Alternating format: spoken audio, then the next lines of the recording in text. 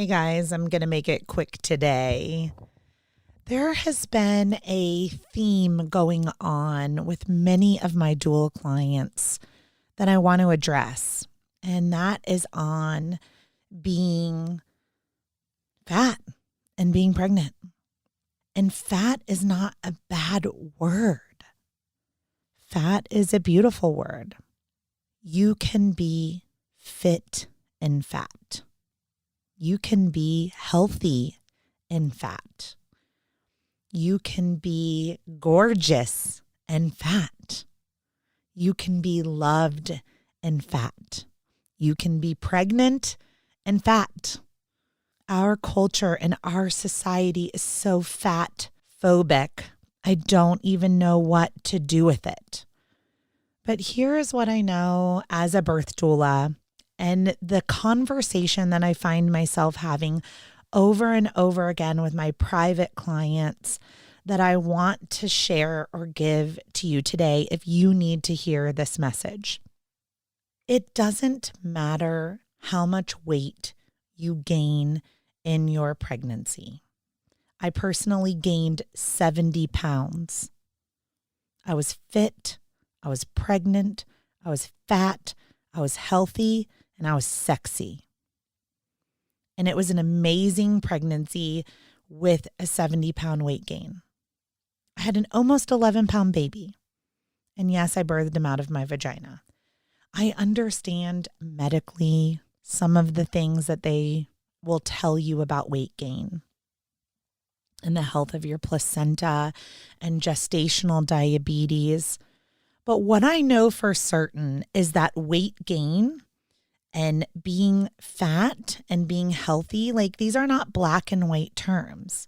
It is really important that you're nourishing your body, that you're choosing nutritious foods, that you are focused on hydration and electrolytes and green leafy vegetables and iron and folate. You can also have all the other things that you want to have. All of our bodies are different. We're sized differently. We're made uniquely. We're made beautifully. And so I need you to hear this. When you go to your prenatal appointments, and if they ask you to get on a scale, that you ask them, hey, could you share with me why you are collecting data on my weight? Why is that important? What are you looking for as you weigh me over the course of my pregnancy? And what I have found in my research and my experience is that they are looking for trends with amniotic fluid and fluid retention on your body. So if you're tracking at a certain percentage and then all of a sudden your weight goes up, let's say 7 pounds in 1 week, that might be medically a red flag for something like polyhydramniosis, like excess amniotic fluid.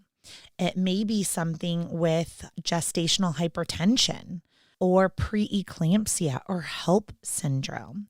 It could be an indicator of something like cardiomyopathy or heart failure, right? Significant fluid retention, water retention, which holds weight, would be something to be on alert for, okay? But outside of that, just gaining weight, being pregnant, being fit, being healthy, being fat, that's normal. You are beautiful. You are capable. You are loved. You can get into a squat. You can move your body. Please do not let other people make you hyper obsessed or focused on the scale. Here's my own boundary that I used that maybe will serve you. I recovered from disordered eating through my high school and college years. I had a pretty severe eating disorder. So exercise bulimia, disordered eating, anorexia, like I feel like you name it, I tried it on as far as eating disorders go. And when I was recovered and I became pregnant, like getting on the scale was going to be very triggering. Like I just told you, I gained 70 pounds. So at some point I learned how much weight I had gained, but I really wasn't interested in that number. Here's what I did and what I encouraged my clients to do and you to do. When you go to the provider and you ask them that question, why are you collecting my weight? You get information from them. I suggest that you go on the scale backwards if you consent to get on the scale. Did you know that you could not get on the scale? Like you could actually give informed refusal and say, I don't feel like weighing today. That doesn't feel safe for me.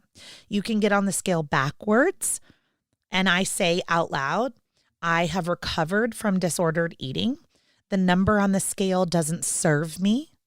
I don't want you to put it in my chart. I don't want to be able to see it. I don't want it to be on my discharge papers. You can need to black it out in order to keep me safe emotionally. If at any point you feel like there is a red flag about my weight, as in excessive fluid retention, and you would be concerned, then we don't need to have a discussion about my weight. We need to have a discussion about what you are concerned about. That conversation feels so safe to me. And if you find yourself in a situation where you're speaking to a provider that isn't receiving that need of yours, girl, you're with the wrong provider. Time to switch. I'm going to go back to a story in September. I had a client named Stephanie Lover. This happened. She was not fat. She was just fit. She was fit and muscular and healthy and exercising every day and swimming and eating such nutritious food. And maybe she gained around 30 pounds or something. And she was being shamed for it at her provider. Unnecessary, uncalled for, disrespectful. If your provider is putting their own shit on you, time to leave. So we switched practices at 36 weeks gestation to a practice that was very loving and looked at her as an individual and was like, oh my goodness, you are so healthy. You are so strong. You are so athletic. You have gained a perfect amount of weight and there doesn't seem to be any swelling or fluid retention. Set those boundaries in place. If you can't set them, switch providers. This goes out to all of you mamas out there that are carrying, that are insecure or uncomfortable about these conversations. You're proud of your body and your growing body, and you're embracing these new curves and the way that your belly is changing and you're growing a human inside of me. Listen, I'm not growing a human inside of me. You growing a human inside of you. I am done with those days. I just really want to encourage you guys today to have those conversations. Speak up, advocate, use your voice, set those boundaries, get on that scale backwards. Ask them questions. Why about everything. Don't allow yourself to just be herded through mindlessly where you have no idea why they're doing what and what it's for and what it means and what are the pros and the cons and the risks and the benefits and what does your intuition say about it. Speak up, use your voice, ask questions, get educated, get empowered. You can do this. As we leave today, I want everybody to turn on some Lizzo. I don't know. Get in your bra and underwear, get naked, look at your body in the mirror, affirm for yourself. I am beautiful. I am loved. I am special. I am caring. Baby, I am growing life. And if you're fat, you are beautiful. And remind yourself of that everybody has different sized toes and feet and ankles and bodies. Right? Everyone has different color, hair, and texture. We are all different. We are all unique. So you get into that mirror today and you look into your own eyes and you say that out loud. I am beautiful. These curves are special. I am so thankful for this body. I am proud of this body. I am gaining weight. I am doing well. And this is a healthy pregnancy. Focus on your nutrition and your hydration. Do not focus on a number on a scale. Okay? I love you guys. I hope you have a great day, and I hope that this little chat serves you. And if you know someone who's pregnant, who's struggling with this, I hope you'll share this episode with them. See you soon.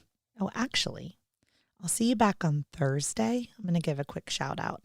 I interviewed Abby Rose Green of the Herself podcast about carrying a baby with Down syndrome and that special and unique journey. And so I hope you'll tune in on Thursday while Abby and I cry our faces off at this beautiful birth story of her son Owen with Down syndrome.